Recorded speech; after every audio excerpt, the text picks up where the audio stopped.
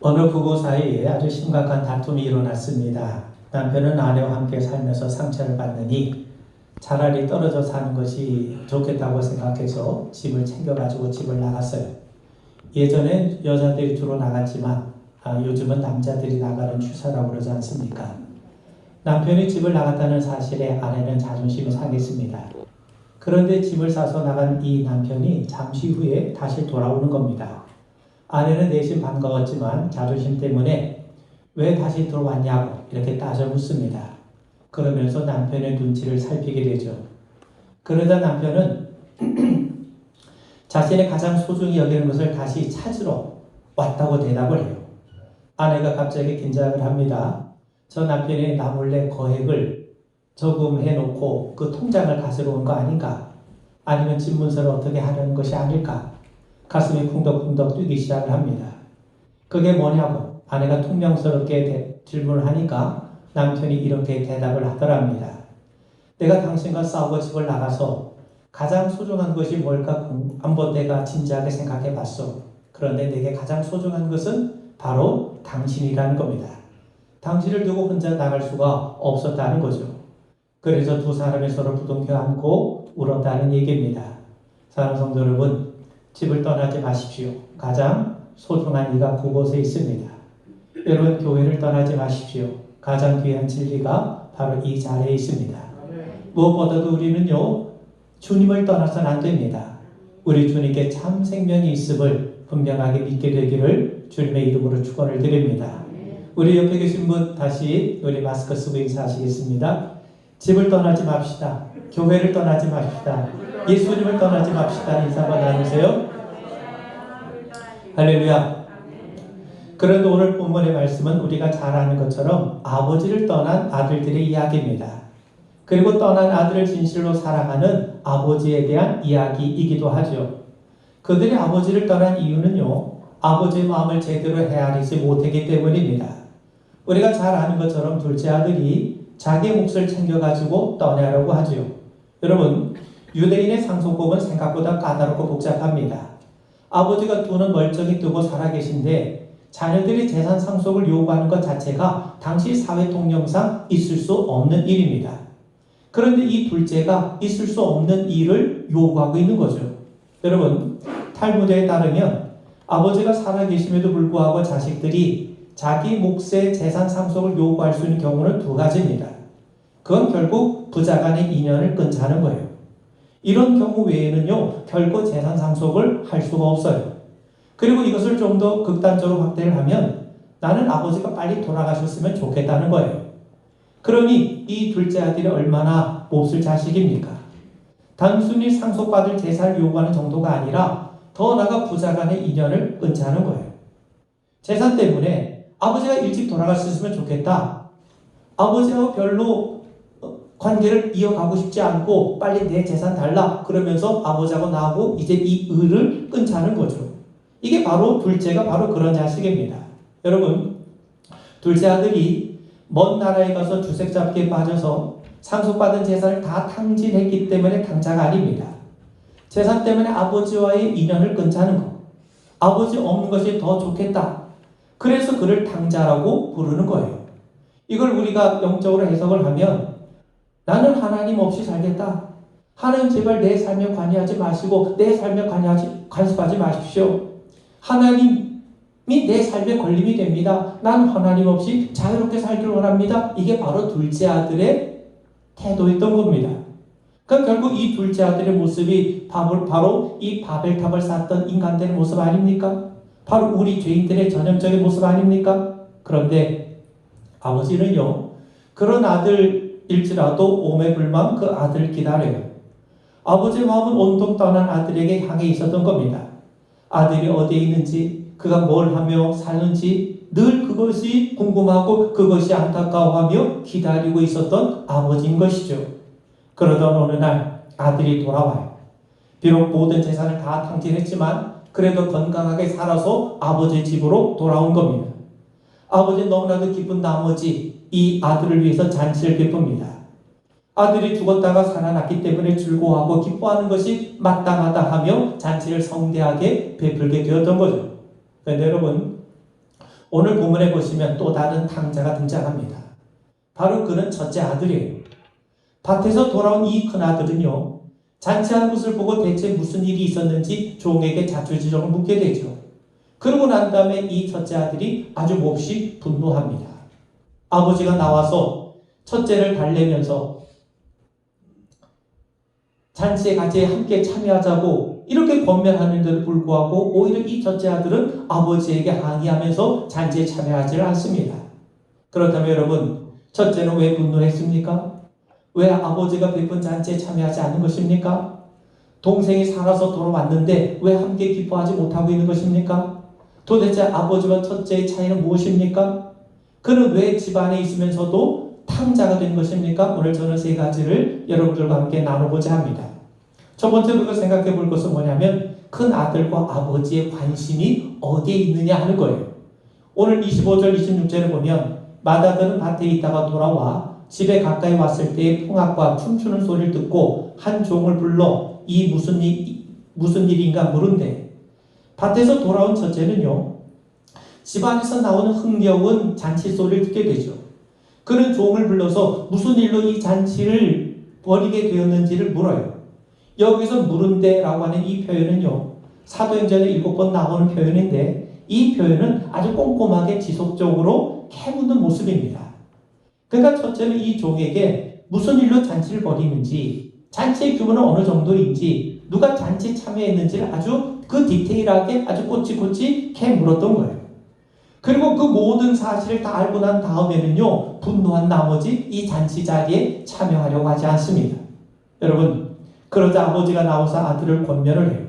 32절에 보시면 내 동생은 죽었다가 살아났으며 내가 잃었다가 다시 얻었기로 우리가 즐거워하고 기뻐하는 것이 마땅하다 아니라.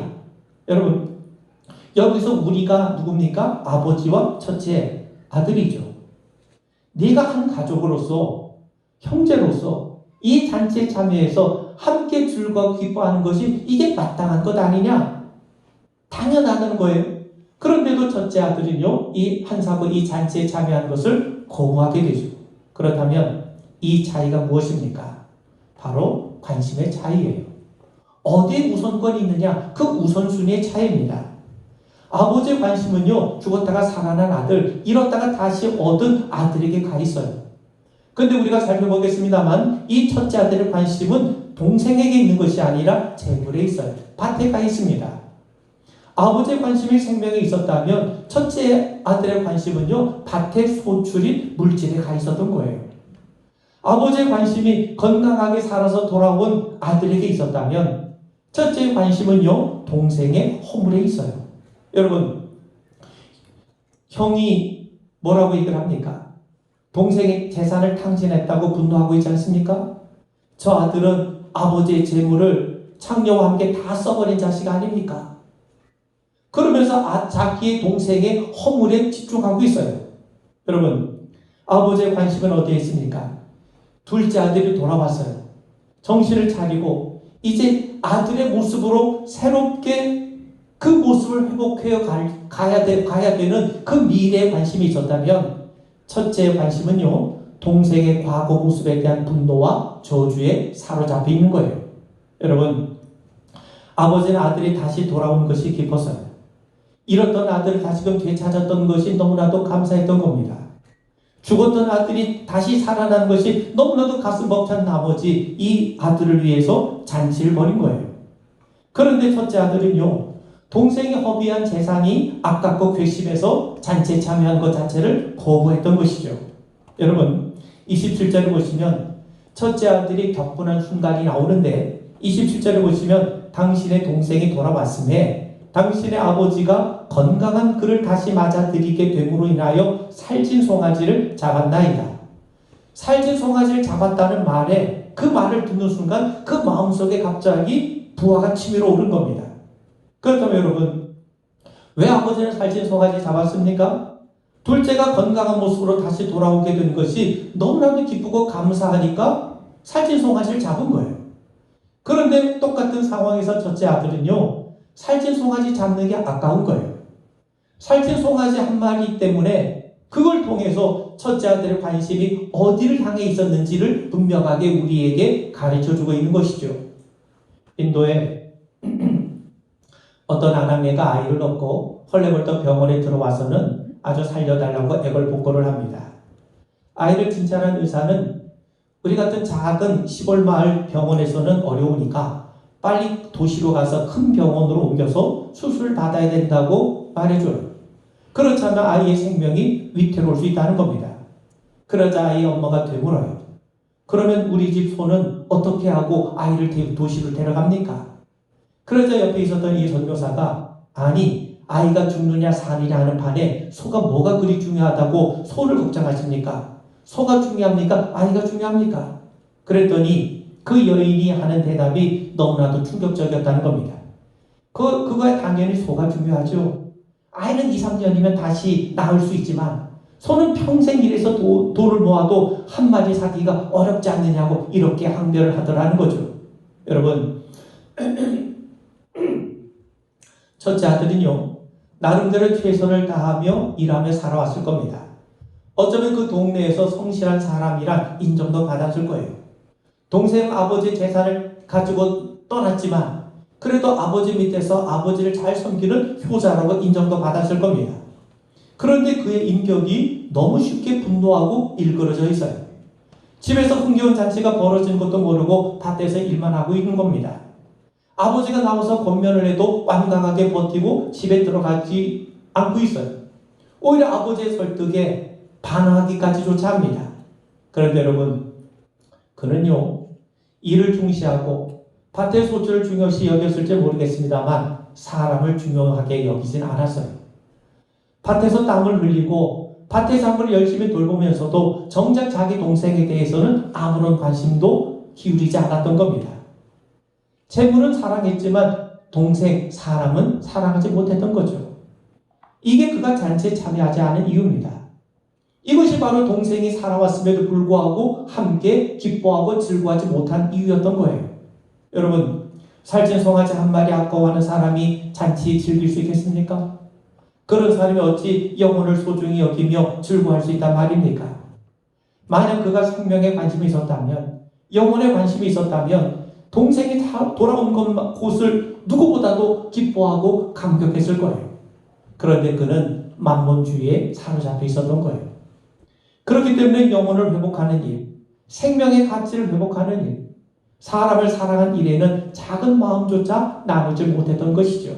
어쩌면 최소한 그런 의지조차 없었던 것일지도 모릅니다. 그런데 여러분 아버지의 마음은 다릅니다. 그의 마음은 잔치하는 마음이에요. 아들이 탕진해버린 재물보다 아들에 대한 관심으로 가득 차 있어요. 그래서 아들이 살아 돌아왔다는 것만 가지고도 말할 수 없는 기쁨을 누리고 있어요. 왜? 그 마음에는 아들에 대한 사랑으로 충만해 있기 때문인 것이죠. 아들이 탕진한 재산의 손실이 아무리 크더라도 그것이 아들에 대한 아버지의 사랑을 막을 수가 없었다는 겁니다. 그만큼 아버지에게 아들은요 생명만큼 소중한 아들이었고 자신의 모든 걸 줘도 아깝지 않은 사랑의 대상이었던 것이죠. 그렇다면 여러분 이 아버지가 누구십니까? 바로 하나님이세요. 우리 주님이 우리를 바라보시는 눈길이 바로 이러하십니다. 우리가 실패해서도 그저 주님께 돌아온 것만으로도 행복하신 우리 주님이십니다. 돌아오기만 하면 얼마든지 잔치를 베푸실 준비가 되어 있는 분이 바로 우리 주님이세요. 그런 의미에서 여러분 우리가 날마다 주님의 부르심을 기억하시고 지금도 돌아오라 외치시는 주님의 음성을 듣고 주님 앞으로 돌아오는 귀한 은혜가 있기를 주님의 이름으로 축원을 드립니다. 두 번째로요. 잔치를 대한 아버지와 아들의 태도를 살펴보세요. 아버지의 마음에는요. 정말 억누를 수 없는 벅찬 기쁨과 감격이 있어요. 아버지의 마음 자체가 바로 잔치 그 자체입니다. 왜 그렇습니까? 아들이 살아서 돌아왔기 때문이죠. 잃었던 아들을 다시 찾았기 때문이에요. 아들을 대하는 아버지의 기준은 다른 거 없습니다. 떠난 아들이 다시 아버지 품에 돌아왔다는 것. 그리고 그 아들이 그래도 건강하게 다시금 살아서 돌아왔다는 것 자체만 가지고도 아버지는 행복했고 기뻤고 감사했던 거예요. 그래서 그 기쁨을 함께 나누고자 송아지를 잡아서 잔치를 베풀었던 거죠. 여러분, 아들이 아버지의 곁을 떠나고 재산을 탕진하고 손실을 입힌 것, 이것이 아들을 대하는 일차적인 기준이 아니었다는 거예요. 다시 돌아왔다는 사실이 아버지를 배신하고 떠날 때의 아픔을 상쇄하고도 남았다는 것이죠. 여러분, 왜 아버지인들 아들의 배신이 마음이 아프지 않았겠습니까? 어째 아들이 입힌 금전적인 손실이 아깝지 않았겠습니까? 둘째 아들이 탕진한 재산도 만만치 않았을 겁니다. 그리고 아버지 싫다고 떠난 자식 때문에 눈물을 흘린 적도 한두 번이 아니었을 겁니다. 그렇지만 아버지에게는요, 그런 게 보이지 않아요. 그저 살아서 돌아왔다는 사실, 그저 살아서 돌아온 그 아들이 그저 고맙고 감사할 뿐이었던 거죠.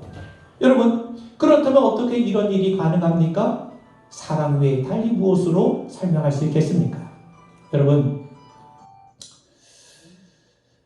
어떤 글에 보니까 집을 떠난 아들이 돌아올 결심을 하고 아버지에게 편지를 씁니다. 제발 못난 아들 용서해 주십시오. 이제 제가 아버지 앞으로 돌아가겠습니다. 만약 아버지께서 이 못난 아들을 용서해 주신다면 용서의 표시로 집 앞 큰 나무에 노란 손수건을 걸어 주십시오. 만약 노란 손수건이 걸려있지 않으면 아버지께서 저를 용서하지 않으신 것으로 알고 저는 집으로 돌아갈 수가 없습니다. 그는 긴장된 마음, 떨리는 마음으로 기차를 탔어요. 과연 아버지가 나를 용서하실까? 집에 가까이 다가올수록 더욱 초조해집니다. 이제 산모퉁이만 돌면 집인데 과연 나무에 노란 손수건이 걸려 있을까? 이제 기차가 마을 입구로 들어섭니다. 그런데 이게 웬일입니까? 집 앞에 있는 나무는 물론 그 옆에 있는 나무들까지 그 모든 가지에 노란 손수건이 매달려 있는 거예요. 그래서 아들은 아버지가 나를 용서하셨구나. 그래서 기차에 내려서 집으로 가서 아버지와 상봉을 합니다. 그러고 난 다음에 왜 나무에 이렇게 많은 노란 손수건을 거셨는지를 물어요. 그러자 아버지가 대답을 해주죠. 얘야, 나는 너를 용서해서 손수건을 걸었는데 기차가 너무 빨리 지나서 네가 그것을 못 보면 안 되겠기에 그래서 시장에 가서 노란색 천을 사다가 수건을 만들어서 집 앞에 있는 모든 나무 가지마다 걸었다는 거예요. 아버지는 아들을 용서했는데 기차가 너무 빨리 지나가서 이 아들이 미처 그걸 보지 못하면 낭패 아니겠습니까? 그래서 그렇게 하지 않기 위해서 아예 노란 손수건을 그 나무 가지들마다 다 달았다는 거죠. 그만큼 아버지가 아들을 사랑한다는 거죠. 여러분, 이것이 바로 우리를 향한 하나님 아버지의 사랑인 것입니다. 그런데 여러분, 첫째 아들의 마음은 달라요. 동생이 무사히 돌아온 것에 대해서는 관심이 별로 없습니다. 아니, 불쾌하게 여겨요. 집을 나갈 때는 언제고 이제 빈털털이 돼서 돌아온 것이 하나도 반갑지 않은 거죠. 오히려 그런 저사에 분노합니다. 뿐만 아니라 그런 아들을 다시 받아들이고 그 아들을 위해서 잔치를 베풀어준 아버지의 저사가 몹시 못마땅해요. 그렇다면 첫째는 왜 그런 태도를 지녔습니까? 여러분, 첫째 아들의 마음에도 나름대로 옳고 그름에 대한 기준, 아버지는 사랑하는 마음 때문에 그저 아들이 돌아온 것에 만족하고 기뻐했지만 그런데 첫째는요, 판단하는 기준이 다릅니다. 여기 보시면 아버지께 대답하여 이르되 내가 여러 해 아버지를 섬겨 명을 어김이 없거늘 내게는 염소 새끼라도 주어 나와 내 것으로 즐기게 하신 일이 없더니. 여기 29절에 보면 여기서 강조되는 단어가 나오는데 나라고 하는 단어가 4번에 걸쳐 나옵니다. 첫째 아들의 관심은 철저하게 자신에게 있어요. 그가 하는 이야기의 핵심은 한마디로 나는 아버지 앞에서 얼마나 의롭게 살았는지 하는 거예요. 그는 한마디로 자기의 의를 드러내고 있어요. 동생과 달리 자기는 아버지를 한 번도 어겨본 적이 없음을 아주 과시하고 있어요. 신앙적인 언어를 표현하면 자기의 의를 드러내는 거예요. 자신이 의롭다는 거죠. 여러분, 자기 의에 사로잡힌 사람들이 아버지의 마음을 헤아릴 수 있겠습니까? 대개 그런 자기 의에 사로잡힌 사람들은요, 남이 보이지 않아요. 자기 외에 다른 일이 보이지 않습니다. 항상 판단의 기준이 자신이에요. 남을 이해하거나 배려하는 마음은 사라지고 사랑의 마음을 갖는다는 게 어려워요. 그래서 남을 판단하고 정죄하게 되죠. 자기 위에 사로잡힐수록 사람들은 교만해지고 계산적이 되어갑니다. 여러분, 지금 이 아들은 뭘 분노하고 있는 겁니까? 동생을 위해서는 살찐 송아지를 아버지가 기꺼이 내어줘요. 그런데 자기를 위해서는 염소 새끼 하나 내어준 적이 없다고 살찐 송아지와 염소를 비교하며 지금 분노하고 있는 겁니다. 여러분, 지금까지 자신은 아버지를 위해서 얼마나 열심히 일을 했습니까? 내가 지금까지 아버지를 위해서 수고한 자기 수고에 비하면 내 대접은 너무나도 형편이 없다고 불평하는 거예요. 여러분, 사람들이 언제 불평합니까? 난 열심히 일하고 수고했는데 상대는 그렇지 못한데 나보다 더한 대접을 받아요. 그러면 불평이 나오죠. 동생은 아버지의 재산을 아예 탕진하고 돌아왔는데도 불구하고 살찐 송아지 잡아주면서 나는 한 번도 아버지의 뜻을 어김없이 일했는데도 불구하고 염소 새끼 한 마리 잡아주지 않는다고 지금 불평을 하고 있는 거예요.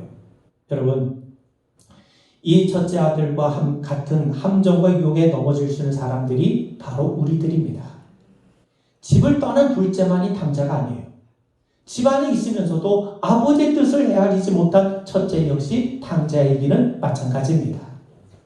아버지의 집에서 떠난 자만이 탕자가 아니라 아버지의 뜻을 헤아리지 못하고 아버지 마음에서 떠난 자 역시 탕자인 겁니다. 그러기 위해서 여러분, 집안에 있는 탕자가 첫째 아들이고 그가 바로 우리의 모습이기도 하는 거예요. 여러분, 아버지는요, 아들의 행위가 옳다 그르다 그걸 본 것이 아니라 아들에 대한 사랑으로 그를 맞이해 줬어요. 그런데 우리는요, 생명의 회복을 기뻐하기보다는 자기 기준에 따라 판단하고 정죄하고 있지 않습니까? 그래서 동생이 돌아온 것을 보고도 기뻐하지 못하고 용납하지 못하고 있는 겁니다. 어떤 부부가 서로 심하게 말다툼을 해요. 그런데 남편이 우격다짐과 논리적인 설득으로 아내를 이겨요. 그러면 여러분, 남편이 아내를 이겼기 때문에 가슴이 뿌듯해서 잠이 잘 옵니까? 그렇지 않죠. 아내도 마찬가지입니다. 부부관계는요, 옳고 그른 것을 따져서 이기는 것이 우선이 아닙니다. 만약 다른 사람과 내가 논쟁에서 이겼다면 가슴이 뿌듯할 수 있죠. 그런데 부부관계라는 건 그런 게 아니죠. 이겼지만 괴로워서 잠을 이루지 못합니다. 내가 왜 그랬지? 나 하나만 바라보고 사는 여자인데. 그래서 남편이 이겨놓고 후회를 해요. 왜 그렇습니까? 부부는 한 몸이기 때문이죠. 여러분, 성경이 말씀하고 싶은 것이 바로 이런 겁니다. 아버지는 둘째가 돌아온 것 자체가 기쁨이요 전부였어요. 그런데 첫째의 마음속에는요, 그런 자식을 어떻게 받아들일 수 있느냐, 이게 과연 옳은 일이냐, 옳고 그름의 지배를 받고 있어요. 우리가 일하면서 실수하고 넘어지는 부분이 바로 여기에 있지 않습니까? 우리는 일하면서 사람을 깨뜨립니다. 사람에 대한 사랑이 먼저고 회복시키는 것이 우선 아니겠습니까? 그 어떤 것도 생명보다 더 우선한 가치는 있을 수가 없는 거죠. 예수님 당시 바리새인과 서기관들은요, 자신들을 아주 의롭다고 여긴 사람들 아닙니까? 근데 예수님 보시기에 그들이야말로 구제불능이에요. 그래서 예수님은 그들을 향해 화 있을진저 외식하는 서기관들과 바리새인들이요, 그리고 심지어 그들을 독사의 자식들이라고 책망하세요. 그러면 다른 것은 몰라도 스스로 의롭다고 생각하는 그 무서운 함정에 우리는 빠져서는 안 됩니다. 여러분, 첫째가 모르는 게 하나 있어요. 그는 나는 아버지의 명령을 하나도 어긴 적이 없다고 항변하죠. 근데 여러분, 아버지는요, 둘째 아들이 떠난 다음부터 아들이 돌아오기만을 기다리고 있었어요. 이럴 때 아버지가 첫째 아들에게 진정으로 바라는 것이 뭐였겠습니까? 네가 열심히 일하는 것도 좋지만 집 나간 동생이 궁금하지 않냐? 그 동생을 한번 찾아보면 안 되겠냐? 아들이 집 나간 것 때문에 내가 너무나도 괴로워서 잠을 이룰 수 없다. 그 이제 둘째가 돌아와요. 그때 아버지가 첫째에게 바라는 것이 뭐겠습니까? 네 동생이 돌아왔다. 그러니 이제 네 동생이 마음 고쳐 잡고 이 집에서 잘 살아갈 수 있도록 네가 아껴주고 돌봐주고 사랑해주면 안 되겠냐? 그런 바람 아니겠습니까? 그러니까 이 첫째 아들은요, 파타야 앞에서 일은 참 잘했는데 정작 아버지가 가장 원하는, 아버지가 정말 원했던 그 말씀은 무시했던 거예요.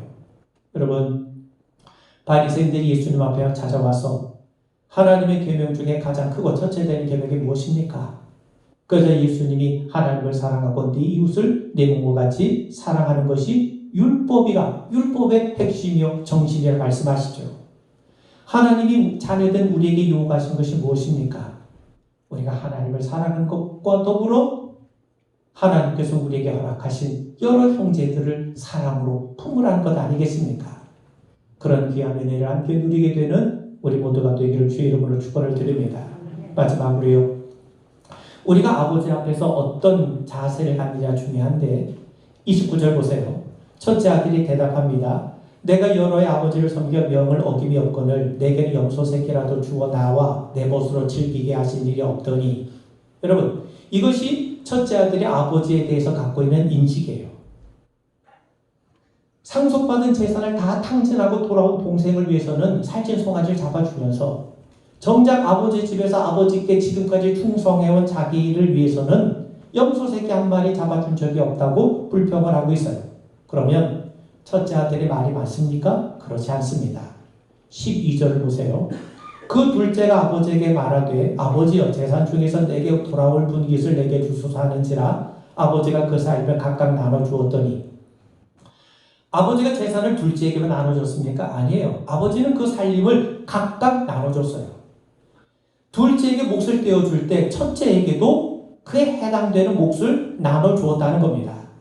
여러분, 유대인의 상속법에 따르면 장자를 제외하고 다른 형제들에게 유산을 나눠주는 법은 있을 수가 없습니다. 다른 아들에게 유산을 나눠줬다는 것은 반드시 장자를 먼저 유산을 나눠줘야 가능한 거예요. 그리고 레위기법에 따르면 장자는요, 다른 형제들보다 2배의 몫을 유산으로 상속받게 되어 있어요. 그렇다면 첫째 아들은 둘째 아들보다 2배의 재산을 이미 받았어요.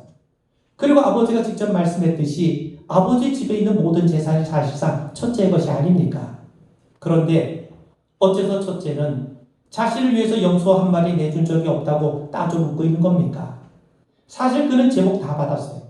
동생보다 2배 몫을 받았어요. 그런데 염소 새끼 한 마리에 실족하고 있어요. 그 이유가 무엇입니까? 여러분, 결국 첫째 아들은요, 아버지 재산을 바라보고 살아왔다는 거예요. 아버지의 모든 것이 실은 자기의 것인데도 불구하고 그는 아들로서가 아니라 상속자의 정신을, 마인드를 갖고 산 것이 아니라 종의식을 갖고 살아왔다는 겁니다. 여러분, 29절을 보면 내가 여러의 아버지를 섬겨 명을 어김이 없거늘. 여기 섬긴다는 말은요, 종이 주인을 섬길 때 쓰는 말입니다.